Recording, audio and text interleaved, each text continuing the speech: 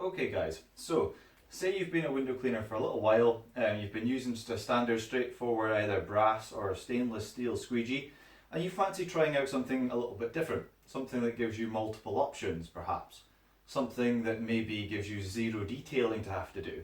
Now if you don't know what detailing is, please watch the previous video on techniques, that'll explain about detailing, but quick sort of overview what detailing is, it just means removing anything left over on the glass with a microfiber or scrim, otherwise known as, usually from around the edges of the frame after squeegeeing. Now, the squeegees personally I like to use because they work really well for me. They give me the options of 10 degrees, 25 degrees and 40 degrees. That's this tool here. Little button on the side here, this is the Morman accelerator. Liquidator channel in there, 2.0. Fantastic tool, I would never go back from using this. Okay, so when I say 10 degrees, 25 and 40 degrees, what I mean is when you push this button in, it can adjust the angle that the channel sits at. Now this comes in very handy for when doing deep frames and sills. You can have it out at 10 degrees. Or say for instance you're doing a very thin window above your head and you're very close to the building, you want to be able to close out right to the bottom of the window. So have it at 40 degrees there and it'll come right to the bottom of the window. Fantastic tool. It also has another feature which if you push this little button on the back here, turns it into a swivel rather than fixed squeegee. Now this is exceptionally handy for when doing pole work. So personally this is what I would recommend, especially here in the UK for the windows that we have, for zero detailing and being able to pretty much squeegee any kind of window. If you can soap it, you can squeegee it normally, and this tool has basically increased the amount I can earn by quite a lot, so it's definitely worth the investment. I'll leave a link in the description below to this tool and where you can get it from. Okay guys, there's been obviously a few problems along the way, different people finding that certain types of rubber don't work in this channel. Personally at the moment I'm finding the Ettore Master Soft is working really well with it. It's giving pretty good glide and slip right out the box, so that's good. The wear is actually pretty good as well. It's not overly too fast. Usually people find with these things that the ends wear out really fast because these blue end clips put a bit more pressure on the edges of the rubber there to give you that zero detailing. Okay, but the downside is obviously it's going to wear out that rubber at the ends a lot quicker. So I would recommend the Ettore Master Soft at this current point in time in the market. It seems to be one of the better rubbers to use. There are other ones that do last slightly longer but don't give you the same slip. There's other ones with better slip, but the longevity of the rubber is not so good. So I find Ettore Master Soft like a happy medium for me. Okay, so that's that squeegee there. So if you're upgrading your squeegees, I personally use a 16-inch for most of my sort of bigger windows. That's a really good squeegee. I had to make that one myself. I don't believe they sell a 16-inch at the moment. I had to cut down an 18 down to a 16, just because it fits a bit better on most of my windows that I do. This is a 12-inch. I find this is really handy for any kind of windows that are kind of around about that kind of size or smaller. This is really, really good. So that's the two main ones that I use. There's a 16 and a 12. Followed lastly by my small 6-inch one that I had to again make myself because I don't think they actually make these at the moment, 6-inch ones. It'll be really good when they do, but at the moment they don't. So all I did was cut down a channel to 4 inches and then the end clips add on an inch either side, so it takes you up to 6-inch. And then just loosened off an old Unger brass handle, so that's got the teeth that grab onto the rubber, so that's very, very handy. So a really good squeegee, especially for French panes, anything like that, small windows, really good zero detailing 6-inch squeegee there for you. Now, personally I use the Morman bucket on a belt, just because obviously it just fits everything beautifully, and it's also got the quick release mechanism there, so the receiving end to this buckle stays on the trad belt. Basically I keep my trad belt on all day. The only thing I really take off is this between jobs. So I'll open up the van, unclip this, put that in the back of the van, dry it on to the next job. So I'm keeping this trad belt on all day. So that's why I really like this bucket on a belt. I like the quick release mechanism on there. Right, so let's have a look at the trad belt. So basically what I have is an Unger holster, double holster, here on my right, your left. So I keep my little bottle of detergent in there. So that is Fairy Platinum dish soap that I've got in a little bottle there. And I apply that directly to the applicator or flick pad if I'm using the Morman flick pad. And this gives me increased slip on the glass. Okay, so again, if you want to see that kind of technique, check out the techniques video, it's all explained in there. Here we have the receiving end to the BOAB as it's known. So that just clicks into there, like so, okay, and then nice and easy, and it just clicks off again, just like that. And that's the end that goes in the van. We've got two Unger pouches here. They both have two compartments inside. So normally what I'll do is I'll keep two sets of sill and frame cleaning cloths in this bag. Usually the van keys or something like that go in here. And here is more for my smooth microfiber cloths. So I keep them in there. So that's really good pouches to use. Eventually, I mean, I've had these for quite a long time, but eventually the Velcro does start to wear out. But they're not overly expensive, so you know, a good few years worth of use, good value for money, I would say. I've got the Unger bottle holder. This is really, really good actually. Usually I'll carry the bucket around with me for jobs that are quite large. If the amount of water here wouldn't be substantial enough to, get me through the whole job. If it's just a small sort of 10-15 pound job, then I'll probably just take this with me. But if it's a really hot day or the job's quite large, I'll take the bucket with me and just use this as a backup.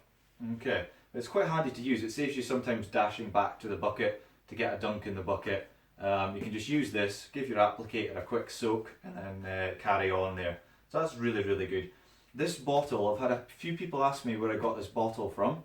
It was actually sort of like a DIY / camping kind of store. So, I think this is actually designed for camping. It's a camping bottle. It did have something in the top of there, but it's actually just a small hole in the cap there. So normally it lets out just enough water to soak the applicator, not too much, because I don't want all my water gone in one go. So it's a really quite a good bottle, that. So you could take any bottle and cut a small hole out at the top of the cap, and then it will reduce obviously the amount of water that's going to come out at one time, so you can control how much water you want to use out of your bottle.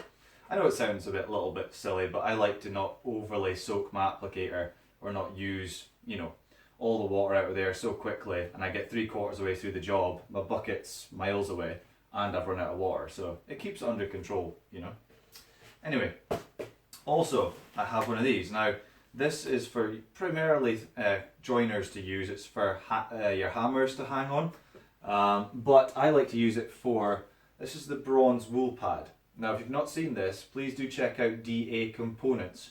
I'll leave a link in the description through to their website. This is a bronze wool pad and holder. This is fantastic alternative to having to scrape glass and use a razor. This is fantastic. This will remove bugs, dirt, birds' mess, anything like that. Really good for cleaning up that glass. It's absolutely fantastic. But a way to carry it around, I usually find I like to keep it in here. So it doesn't have to stay on the pole the whole time. I have a very large 22-foot pole, which I'll show you in a second. But it obviously adds a bit more weight to the top of the pole. So what I like to do is just put it on when I need it. So I keep it in here when I need it, take that off, screw it on, clean up the window, then once I finish the job or just finish that window, depending on the situation, I'll take it back off again and then just chuck it in there and it's ready for next time. Okay, so that's that one. This holster here is not really a window cleaning holster. This is another one it's actually for your battery drill guns, and it's got a really nice kind of strap here that you can hold in your squeegees. Primarily I put in my 12-inch squeegee into here. I don't normally put the strap over it during the day. It's more when I hang up my trad belt on a 4-inch bit of downpipe inside the van, and sometimes if this strap isn't on, the squeegee can fall out. So I'll quite like this one because it's got the little strap here and it holds that squeegee in, and it's got a few different compartments that you can keep all bits and bobs and different things in there. I've also got attached here the Unger Ninja scraper onto the side of it as well. So that just hangs there, and it's far enough on the outside of my leg that it's not banging against my leg all the time. So that's really good. So that's basically the trad belt. The actual belt itself is a Makita trad belt. I think I mentioned that in the very first opening video. But any kind of belt that's quite rigid, so it'll save it twisting, you know. If you've got quite a bit of stuff on your trad belt, sometimes trad belts can end up getting a bit twisted over time. So a good strong rigid belt would be ideal for you. Okay, now let's move on to the next item, which is the traditional pole. The last thing I would recommend upgrading, especially if you're kind of into doing or trying to do high pole work, is one of these. This is the Telescopic AL22 pole from Telescopic Limited, based here in Scotland.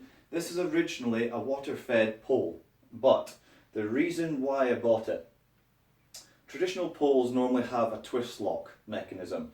If you've not used one before, basically how it works is you hold onto the pole like that. It has a section here that you twist one way to then extend the pole up and then twist it back the other way to lock it. Now, they wear out quite quick, these things, and if you're using it all day, every day, it's not particularly pleasant to have to use either, because sometimes they get a bit over tight and you're there in a residential back garden trying to get it untightened and it's stuck again kind of thing. Not particularly great.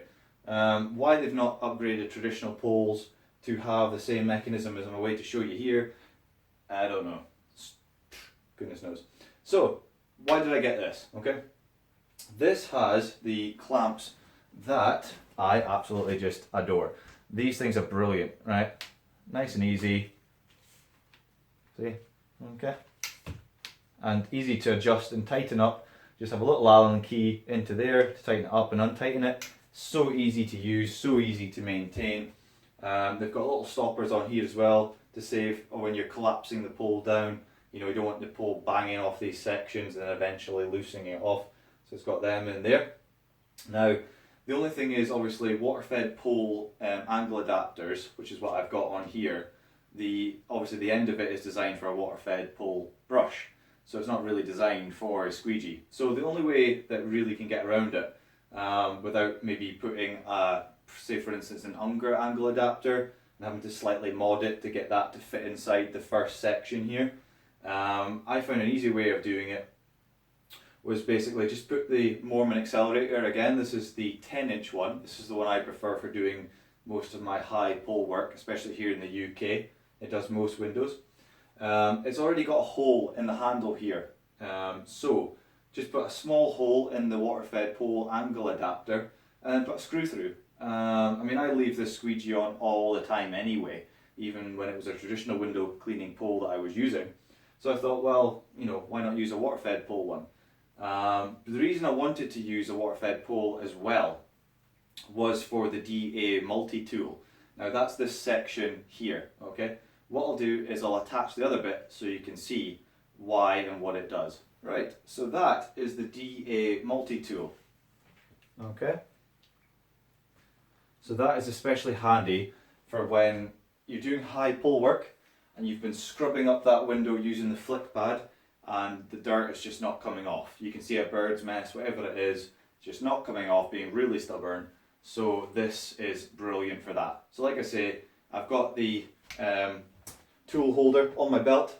So what I normally do is, when I've used it, just take this off. It's just a thread that you unscrew, and then I put that on my belt, and I'll leave that on my belt, and it makes this nice and light. So overall, really, really fantastic tool. Again, I'll leave a link to, it's Daniel Salat that owns the company, Telescopic Limited, based here in Scotland. Fantastic supplier. You will need to purchase it as a water-fed pole bundle. So if you already use water-fed pole, then you'll have a brush and hose and connectors to go with it. If not, then you can keep it for future use if you ever do go down that line. But yeah, so purchase it as a water-fed pole setup, and then just a slight little amendment, very slight. I mean, literally it's just bore a hole, put a screw in, and then Bob's your uncle. The squeegee's on and it's never going to come off. So yeah, really, really good pole. So I would recommend this one because it's a lot lighter than the equivalent size of traditional poles. If you use, say for instance, Unger's 20-foot pole, it's almost like twice the weight. So over a whole day, your shoulders are killing you from doing a lot of high pole work. The other alternative is Morman's pole, but their high pole is quite flimsy. You'll see if you ever use it that when you're doing fully extended work, it's quite flimsy and floppy, not very rigid, and that's not a good recipe when you're trying to do precision squeegeeing. So this is strong, sturdy, and longer than the two of them, and has the water-fed pole clips there for opening and closing and taking those sections in and out. So yeah, overall I would recommend for traditional use or water-fed pole, using this pole here and upgrading to this pole.